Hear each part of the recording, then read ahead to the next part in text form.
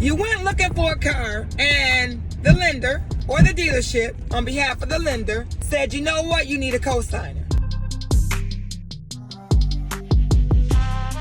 Now, you're going to need a co-signer if you have no credit, meaning you have an established credit and you have a zero credit score. Zero. Or you have bad credit, or in some cases, most cases, I like to call it bruised credit, and you need someone to back your loan. Now, back your loan means, which is co-signing, means that you are responsible for that loan just as much as the primary borrower, which is the first person for that loan. You are still responsible. You got the first person, you got the second person. And even if the dealership said, you know what, you went in to co-sign and you thought you're going to be second in the loan and you end up going first, and then you got the person that you thought you were co-signing for, they're second. It doesn't matter. You are still responsible for that loan.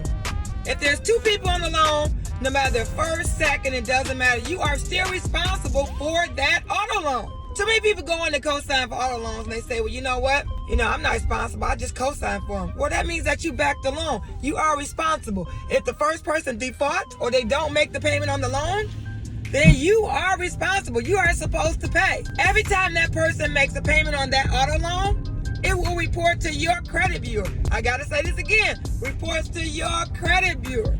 Now check this out. 3 ways you can remove from an auto loan if you co-sign on a loan. You thought you were co-signing, you end up being first, now the person second. Well, how someone can come off that auto loan is that you go and you refinance that loan. That means you go to a bank or you go to a credit union, you say, you know what, I want to refinance the loan, and then the terms of the contract changes. That's one way. Second way is, and this only has to be according to what the lender says, their guidelines, if they have these guidelines. If you want to remove that person for the loan, maybe that person died, they passed away.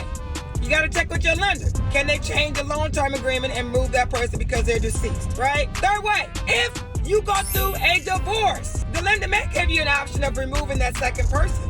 They may, but the courts can't decide. The lender has to decide. Too many people go through divorces and think the courts can decide who comes off the loan.